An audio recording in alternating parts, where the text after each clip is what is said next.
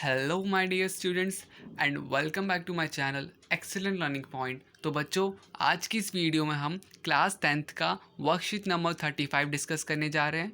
ठीक है बच्चों, और जो हमारा सब्जेक्ट है वो क्या है? इतिहास है, यूरोप में राष्ट्रवाद का उदय। ठीक है, तो बच्चों आज की इस वर्कशीट में हम देखेंगे ब्रिटेन में राष्ट्रवाद कैसे हुआ, ठीक है, और इसके होने के बाद क्या क्या चीज़ों में बदलाव आया, ठीक है, और किन लोगों का हाथ था यूरोप में राष्ट्रवाद आने का।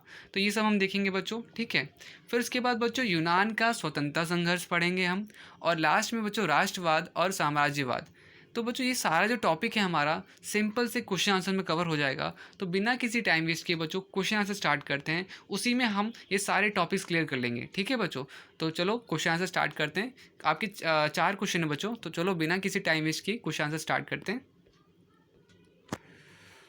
तो बच्चों, जैसे कि आपका पहला प्रश्न है, यदि आप कभी लॉर्ड बायरन की जगह होते तो यूनान के स्वतंत्रता संघर्ष में किस प्रकार की भूमिका निभाते? तो बच्चों यहाँ पे उत्तर होगा, अगर मैं लॉर्ड बायरन की जगह होता तो मैं वहाँ के लोगों को इस स्वतंत्रता संग्राम में भाग लेने के लिए प्रेरित करता, और भाग ले रहे थे, और जो भाग ले रहे थे कि उनको उत्साहित करने का प्रयास करता। ठीक है बच्चों, तो क्या करते बच्चों, लोगों को आप बोलते कि भैया आपको स्वतंत्रता संग्राम में भाग लेना चाहिए, और जो ले चुके हैं उन्हें और उत्साहित करना चाहिए। ठीक है, प्रश्न 2 देखो बच्चों, प्रश्न 2 क्या है बच्चों, ये से मार्क कर लेना। प्रश्न 2 काफ़ी इंपॉर्टेंट है, और ये थोड़ा बड़ा होगा क्योंकि थोड़ा सा आपका मतलब 3 मार्क्स का क्वेश्चन है, इसलिए थोड़ा सा बड़ा आंसर हो सकता है इसका।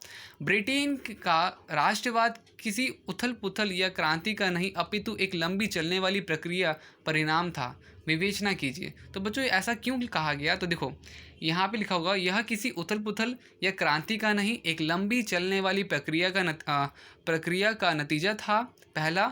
पहले निर्जातीय पहचान, राष्ट्र की अहमति व सत्ता में वृद्धि। ठीक है, फिर बच्चों 1688 में राजतंत्र से संसद द्वारा ताकत छीने जाना। फिर बच्चों 1707 में यूनाइटेड किंगडम ऑफ ब्रिटेन का गठन होना। फिर बच्चों स्कॉटलैंड पर प्रभुत्व, आयरलैंड को 1801 में बलपूर्वक यूनाइटेड किंगडम में शामिल किया गया। तो बच्चों जो आयरलैंड था उसको यूनाइटेड किंगडम में शामिल करना मतलब कि फोर्सली बलपूर्वक वहाँ पे शामिल किया गया। नए ब्रिटिश का निर्माण हुआ। तो बच्चों जो पुराना ब्रिटिश था वो फिर नया ब्रिटिश बना आपका, और आंग्ल संस्कृति का दबदबा रहा। राष्ट्र के प्रतीक झंडा व राष्ट्रगान को बढ़ावा। ठीक है, और बच्चों पुराने राष्ट्र मात्र सहयोगी रूप में। तो यहाँ पे बच्चों इन चीज़ों को थोड़ा सा ध्यान दिया गया था ताकि आपका ब्रिटेन का राष्ट्रवाद बना, जिस वजह से ब्रिटेन का राष्ट्र बना। ठीक है, तो ये किसी क्रांति का नहीं, ये बेसिकली एक लंबी चलने वाली प्रक्रिया थी। ठीक है, तो ये हो गया बच्चों आपका। अब आते हैं बच्चों प्रश्न नंबर 3 में, बाल्कन राज्यों की स्थिति पर एक संक्षिप्त नोट लिखिए।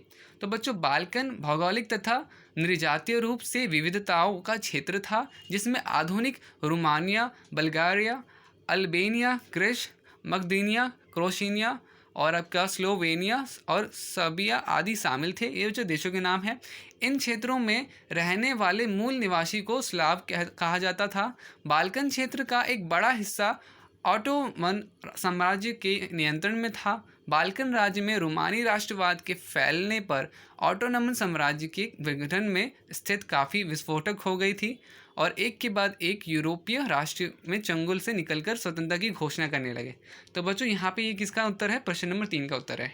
ठीक है, थोड़ा सा और बड़ा है बच्चों यहाँ पर, इस समय यूरोपीय शक्तियों के बीच इस क्षेत्र पर कब्जा जमाने के लिए ज़बरदस्त प्रतिस्पर्धा बनी हुई थी। तो सारे लोग बच्चों इसको क्या कहते हैं, कब्जा करने के लिए हर कोई कंपटीशन में लगा हुआ था, जिसके फलस्वरूप समस्या गहरी थी चली गई, और कई युद्ध का रूप लिया, और जिसका परिणाम प्रथम विश्व युद्ध के रूप में हुआ। बच्चों इसी की वजह से आपका फर्स्ट वर्ल्ड वॉर, प्रथम विश्व युद्ध भी हुआ। ठीक है, प्रश्न 4 बच्चों, प्रश्न 4 आपका क्या है? तो 1789 के पश्चात क्रांतिकारी राष्ट्रवाद के उदय ने किस प्रकार यूनानी स्वतंत्रता संघर्ष और बाल्कन राज्यों में स्वतंत्रता के संघर्ष को प्रेरित किया?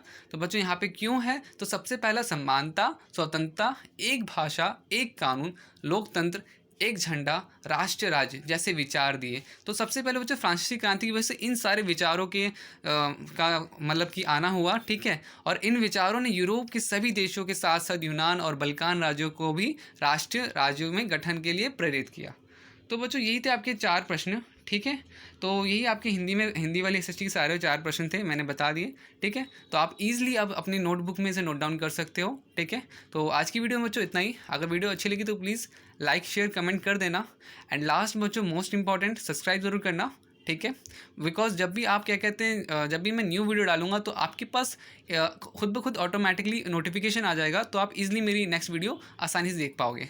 तो आज की वीडियो में बच्चों इतना ही, बाकी मिलते हैं नेक्स्ट वीडियो में, तब तक के लिए बाय बाय।